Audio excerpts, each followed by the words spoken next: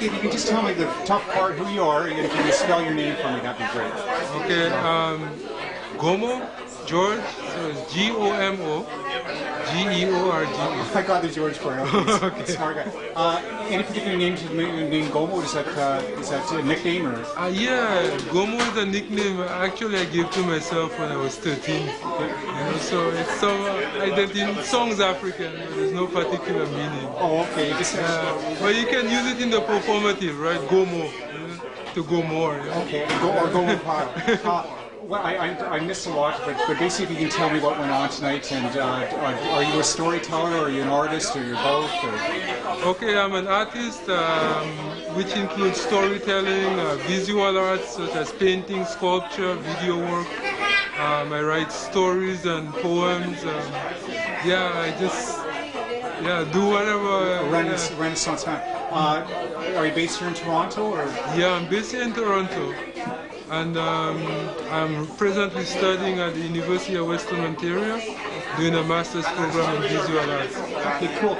Okay, can you tell me a little bit about what I'll do is I want you to basically give me a narration of what was going on tonight with the mass. So if you can tell me a little bit about the mass, and I'll take some pictures to go along with it. Okay. Tonight I was giving the ABC group. I guess what I would call avenues of investigation in terms of appreciating traditional arts from the region of Zaire. So I tried to point out the various groups of people involved, some of their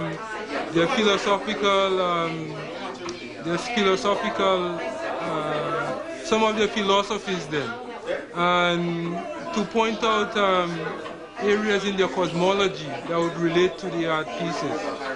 And so within that, we did some deconstruction of the pieces in terms of the areas where they were used in performance, initiation ceremonies, ancestral honoring ancestors, and so on. The majority of pieces were these historical pieces, or these pieces you collect, or they are your own? Or? Yeah, these are historical pieces. They are pieces that are in collections all around the world, and they appear in African art books, and I collect my information on the go, from books, from buying slides from museums, and so forth, and then to do the anthropological research, as well as the research on the art pieces themselves. Is it really like a history of African art? Is that what? Yes, it's a history of African art with a contemporary perspective. African stories sometimes teach us something about African art. So that was one of the reasons I told the story, which is about Bear Rabbit, who's in his region, the area was very dry. Basically, there was a drought, and he was trying to figure out how to get water. So he climbed up onto a roof, and into his roof, and looked around and saw a patch of green in the distance. He ran towards the area of green, and when he found the fence, he went underneath the fence, went down a pathway, where he found the pool of water. And in the middle of the pool, there's this sign which says, "This is the king's water." So Bear Rabbit took a dashing leap, and he put it in the water, and he brought it home. Soon his neighbors got to find out he had water. So early the next morning, he went up again, back to the pool. He drew his water in his bucket, came out, and then he found he was feeling kind of musky because he hadn't bathed for a few days. So he went in the water and bathed and went home. Now his neighbors, finding that he had all this water, started bringing him different items in exchange for water. Saltfish, different items of food.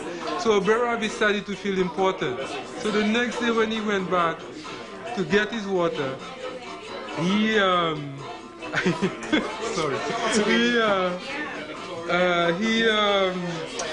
he took his water, had his bath, and then he felt he had to do something else. So he leaned down on a rock, and then he let it go. But then he found the stuff in the water was looking too much like his.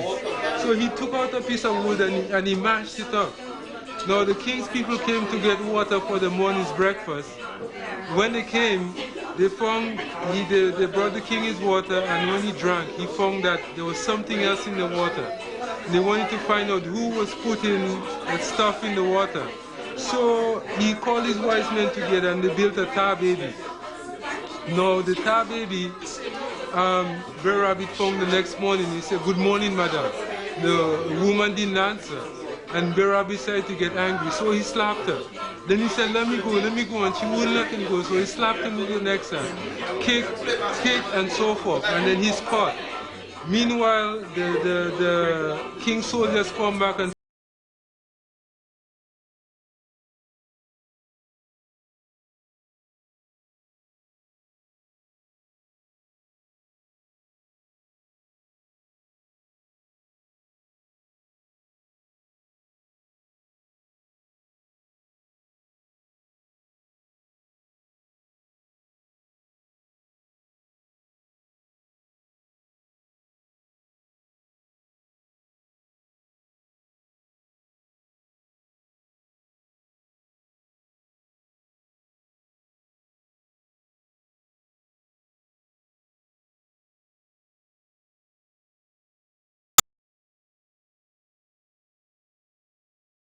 places the artist within the position of the wise person.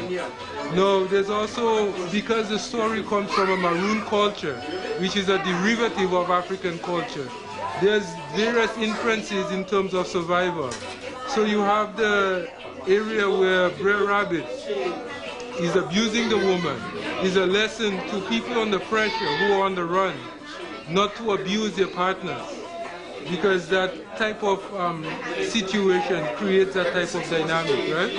Now you have Brer Rabbit who under pressure, like, because the Maroons were always on the go raiding plantations and stuff, right?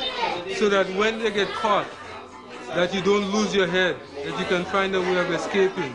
And then Tiger's part in the story is to illustrate that you should never let your stomach rule your head.